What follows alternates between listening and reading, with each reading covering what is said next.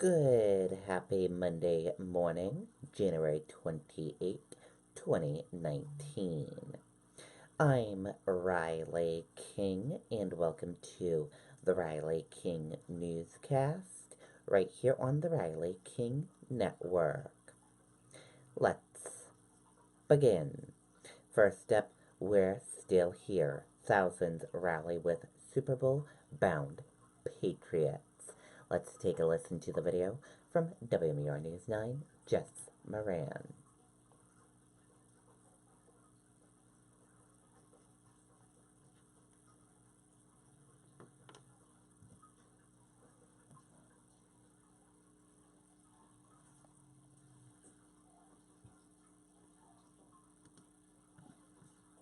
One, two, three. Yeah, baby. Patriots fans made their support well known, and the Pats gave it right back to them. You, the fans, are the true goats of all fans in the NFL. Thank you, thank you, thank you, thank you. This is the biggest send-off we've ever had, and we really appreciate everybody coming out. Appreciate your support all year. I know you guys are going to come out and enjoy next Sunday. You know we're always playing so well at home. We got to take this right here and bring this to Atlanta with us. In addition to thanking the fans, the Patriots made a point to address those who doubted their chances of making it this far. Let me hear you say, we're still here. One, two, three. Yeah, we're still here. We're still here. We're still here. The Patriots estimate around 35,000 fans came out to show the Pats love, and some of them were proud Granite Staters. Everybody in town knows how much I love this team. We are going to beat LA. We're going to beat them down by at least 2 touchdowns. Let's go, Patriots! You came to the rally with Tom Brady. Oh, yeah. He was in my window all the way down here. Have people been asking for pictures? Yeah, oh, yeah. I actually tailgated with him a couple times, too. Of course, the only thing that could top today's crowd would be a championship parade in downtown Boston. At Gillette Stadium, Jessica Moran, WMUR News 9. Okay, and there you go on that video and that report. Very cool indeed. And we will be heading down to Atlanta today. The Riley King Network will broadcast down there this evening. Family of teen injured in fiery Dublin crash call steroid toward recovery miraculous.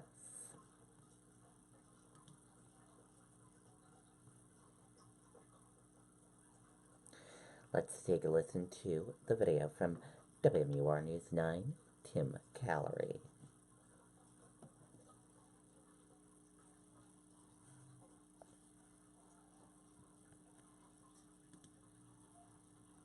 He is a strong kid and a fighter.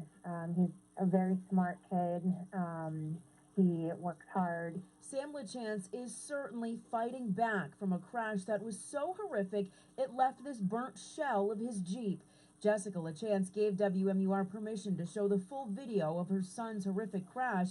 The 18-year-old was driving on 101 in Dublin on Tuesday, heading back to Keene State to begin his second semester of college when his Jeep and a tractor-trailer collided, the impact causing a fireball. They say it's a mother's worst nightmare and the worst call you ever want to get, and I can't underestimate how much that is true. Sam was taken to Mass General Hospital in Boston, where he was put into a medically induced coma. His injuries consist of broken bones, brain bleeds, and burns to his hands, face, and eyes. He has a long road ahead. He has to learn to use his hands again, and they're still trying to figure out in terms of the brain injury what he needs. But despite it all, Sam's mom tells us doctors are amazed at his progress. He has made some amazing leaps and bounds, things that they didn't expect to see him doing right now, he's doing. She says she will forever be grateful to a father and son who were also involved in the accident for saving Sam's life.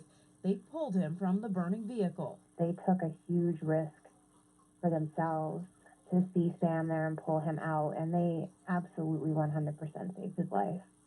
And our thoughts are with Sam and his family. They don't know how long he'll be at Mass General, but he will eventually go to Spalding Rehab. In the meantime, loved ones have started a fundraiser for the family who is traveling back and forth to Boston to be with Sam. For more information on that, you can head to our website. Meantime, the driver of the tractor trailer received minor injuries but is expected to be okay. Okay, and there you go on that video and that report. And our thoughts and prayers are with Sam's family and friends.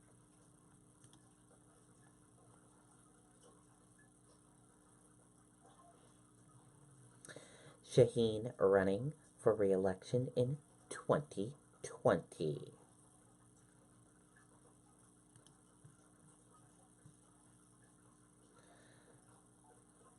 Let's take a listen to the video from WMUR.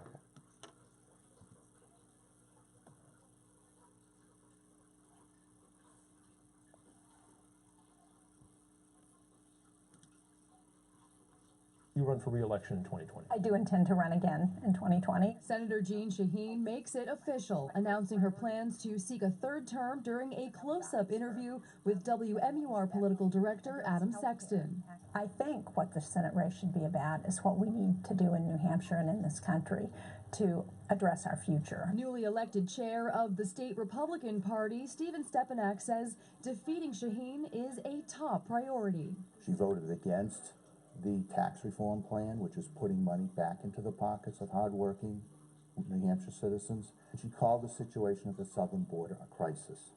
Now, the border wall is immoral. Shaheen says she plans to continue to focus on the issues she's hearing from people in New Hampshire: education, jobs, healthcare, and climate change. But right now, her first priority is making sure the government doesn't shut down again in 3 weeks. Her bipartisan leadership really has brought a lot of results for the people of New Hampshire, and we appreciate it. Looking ahead to 2020, Ray Buckley, chair of the New Hampshire Democratic Party, says their strategy won't change, while Stepanak says he plans to take a page from the Dems book: fundraise and drum up more Republican support. We intend on working as if we're one vote behind, and we'll put together an amazing program. I look forward to having a really qualified candidate who will run alongside of President Trump and Governor Sununu, and we will win in 2020.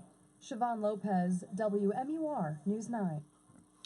Okay, and there you go on that video and that report.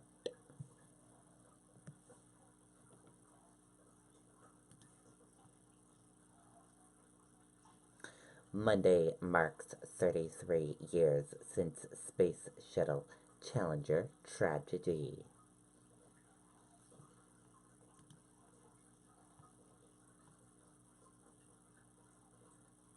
Let's take a look at this video from WMUR News 9.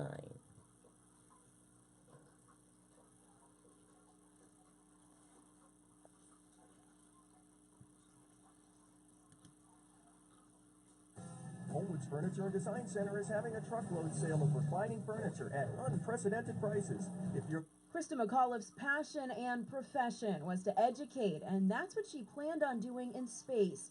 Tragedy prevented her and her lessons from ever reaching orbit, but now the demonstrations McAuliffe had planned to share from space will finally reach their audience. Teachers turned astronauts Joe Acaba and Ricky Arnold will be fulfilling the mission, filming 4 lessons on the space station over the next few months. Acaba making the announcement from space Friday to a group of students at McAuliffe's alma mater, Framingham State University. Acaba will return to Earth next month, while Arnold will fly to the space station in March. They each wanted to honor their fellow educator. Acaba's and Arnold's demonstrations of McAuliffe's lessons will be posted online for the world to see by the Challenger Center, a nonprofit supporting science, technology, engineering, and math, all in the name of education and the legacy Krista McAuliffe left behind. Charisse LeClaire, WMUR News 9.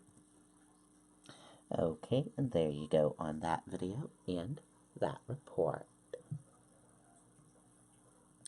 And we want to hear from all of you. Do you remember where you were on the day of the Space Shuttle Challenger tragedy? Comment below and let us know. We want to hear from you.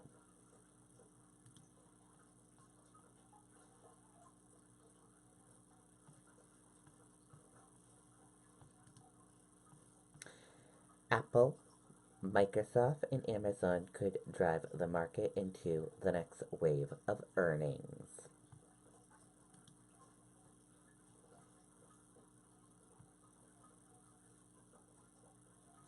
Three of the four biggest companies, Microsoft, Amazon, and Apple, all report in the week ahead, as do a quarter of the S&P 500 and nearly half of the Dow stocks.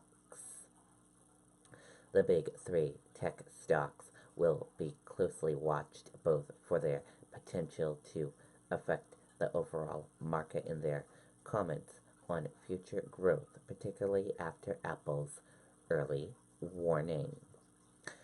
Profits are growing at just above 14% in the fourth quarter, but expectations have been coming down for a current quarter, and growth is now expected to be nearly flat at 2% according to Reftifive.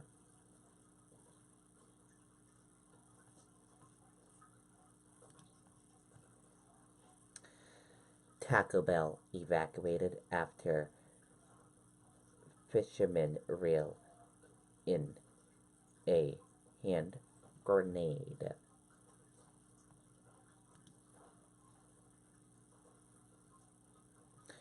A fisherman prompted the evacuation of a Florida Taco Bell when he put his catch of the day in the trunk of his car and drove to the fast food restaurant, police said. The angler, who was not identified, reeled in a rusted World War II hand grenade on Saturday while fishing with a magnet in Oklahoma, according to police.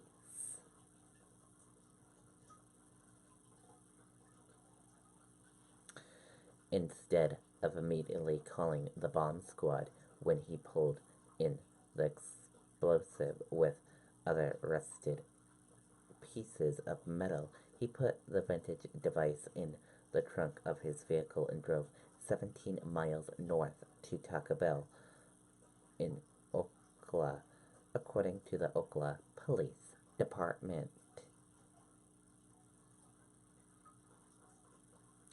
The fisherman called 911 from the Taco Bell about 5 p.m. Saturday, triggering an emergency response and evacuation of the restaurant, police said. The bomb squad responded, removed the grenade from the fisherman's trunk, and carted it off to dispose of it. No one was injured during the incident, and Taco Bell reopened about 2 hours after the grenade was reported, police said.